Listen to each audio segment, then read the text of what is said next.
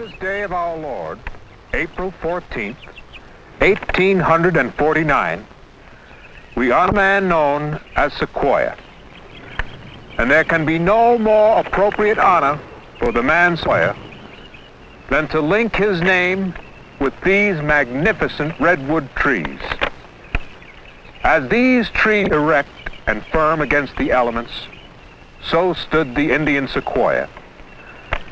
It is therefore with a feeling that a lifetime of accomplishment is being acknowledged by a living monument that I declare these trees to be designated the Sequoyah giganticus. Signed, Zachary Taylor, President of these United States. And now, I would like to add a few words of my own. What was he like, this man of the Cherokees?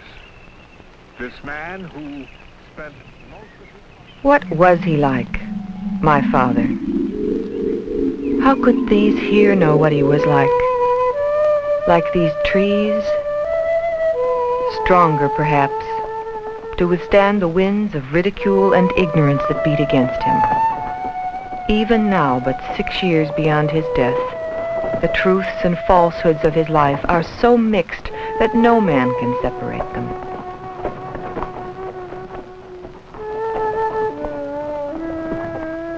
My first memories of my father are of the years in our house near the mountains. It was there he devised the first written language for the Cherokee. It was there he taught me to read and write this Cherokee tongue. And there he told me of his own early years. My father was born with one foot planted in the white nation and the other in the Cherokee nation. His father was a white trader who returned to his own people. My father never saw him. At that time, the United States was hardly a dream. Cherokees lived in peace with the immigrant colonists.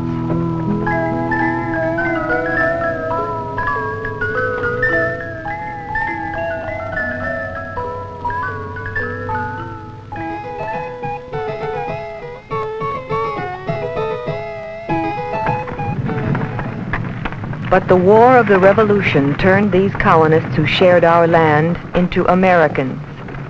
More and more the new Americans were pulled westward by the hunger for land, Indian land. With every conflict, the Americans grew stronger and the Indian weaker.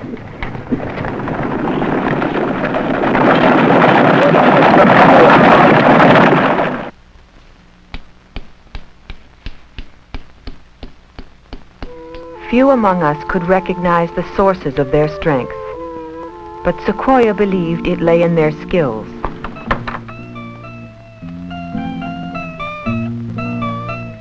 If the Indian was to survive, he must develop and use these skills. For my father, there was a strong belief in the skill of the talking leaves. They were ideas, written ideas, thoughts turned into pictures.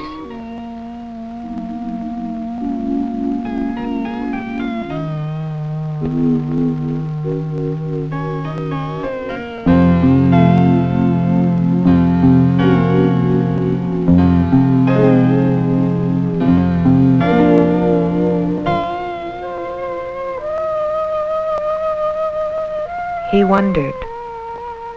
Many ideas disappeared as soon as they were spoken, perhaps lost forever. But written ideas seemed to gain power and strength, and could be exchanged with others across the gulf of time and distance.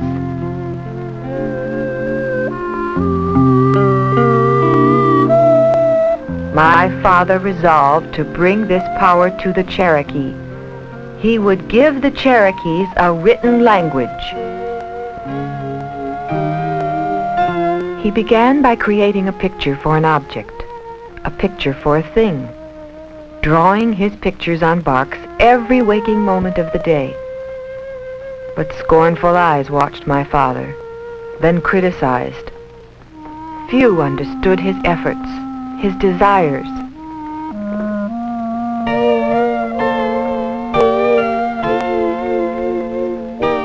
I came into the world and grew. as my father continued his work.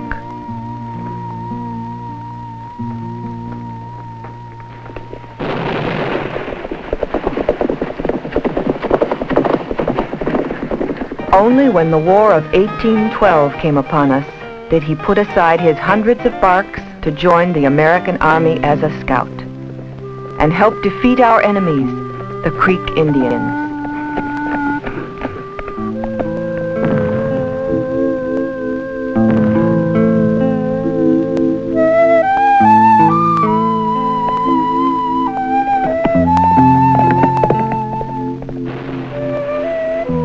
Once again, my father saw the value of the talking leaves, and with greater desire returned from the war determined to continue his work on the Cherokee writing.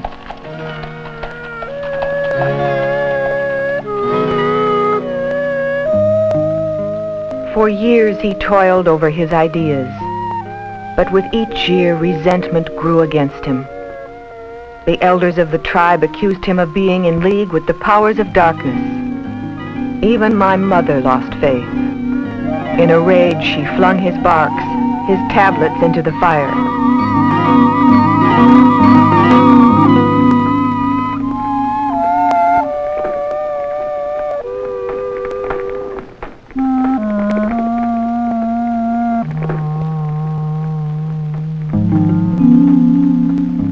My father was discouraged, but he knew he must go on. He took me in his arms, and together we left our home, our village, so that he might continue his work in peace.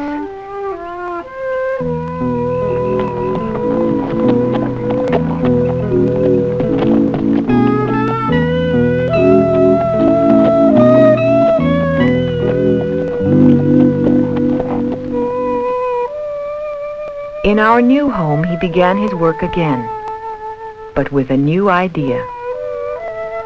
The months passed, a year.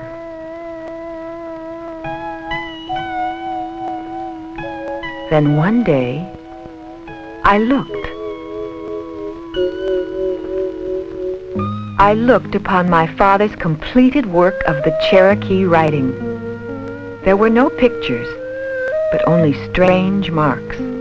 Marks that stood for the sounds of talk. A mark for a sound. 86 marks for the sounds, the syllables of the Cherokee tongue.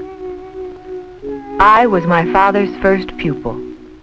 Within a few days, I memorized all the marks, and within a few weeks, I too could read and write Cherokee.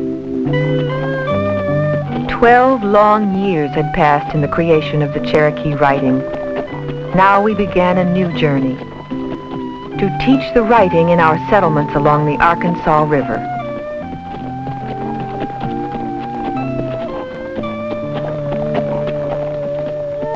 There my father spread his ideas among the Western Cherokees.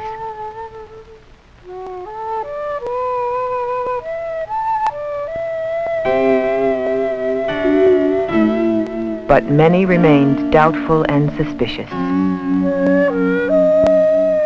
After several months, Sequoyah persuaded the chiefs of the Cherokee to arrange a test.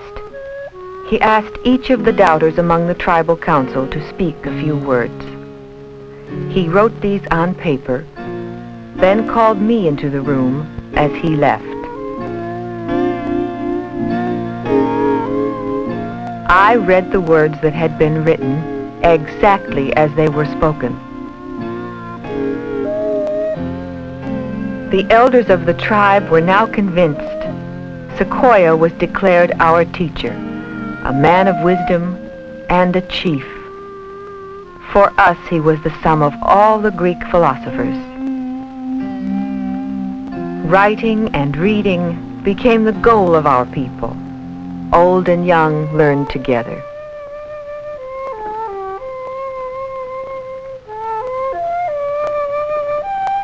My father did not rest on his invention of the Cherokee writing, but turned the thoughts of his mind to numbers, mathematics, to the government of our people, the growth of our crops, and the development of our skills.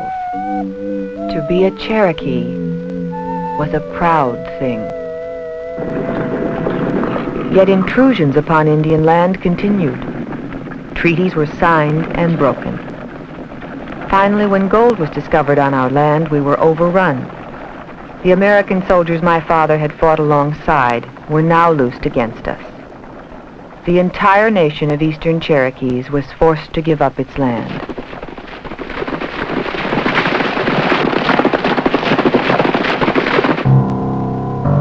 In the spring of 1839, the remaining Eastern Cherokees were ordered across the Great River to their brethren in the West.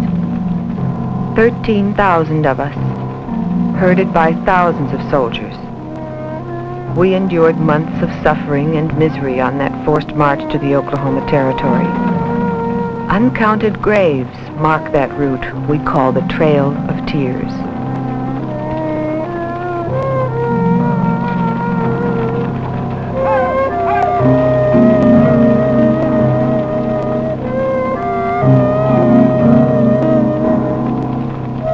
But even the Trail of Tears could not defeat us.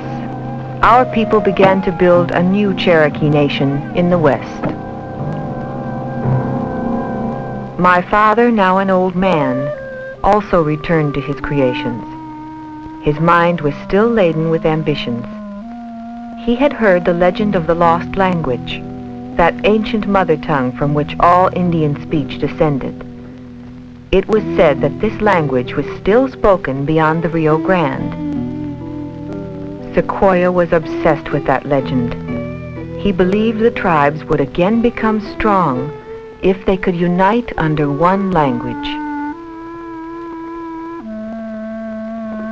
In the spring of 1842, he left the Cherokee Nation for the last time to search for the lost language.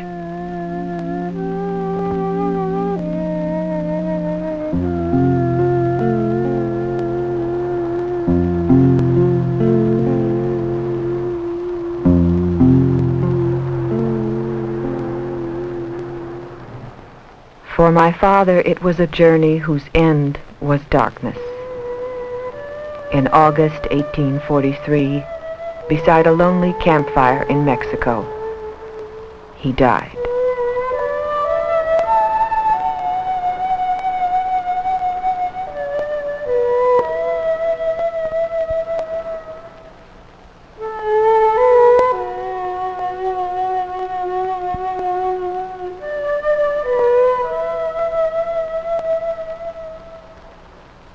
What was he like? A Cherokee with ideas and hopes and dreams only for the future of our people. For me, father. For others, like these trees. Yet solely from the resources of his mind, he endowed a whole tribe with learning. Perhaps like these trees, his spirit, his ideas, his deeds will take root and grow. And so, it is fitting these living sentinels be named Sequoyah.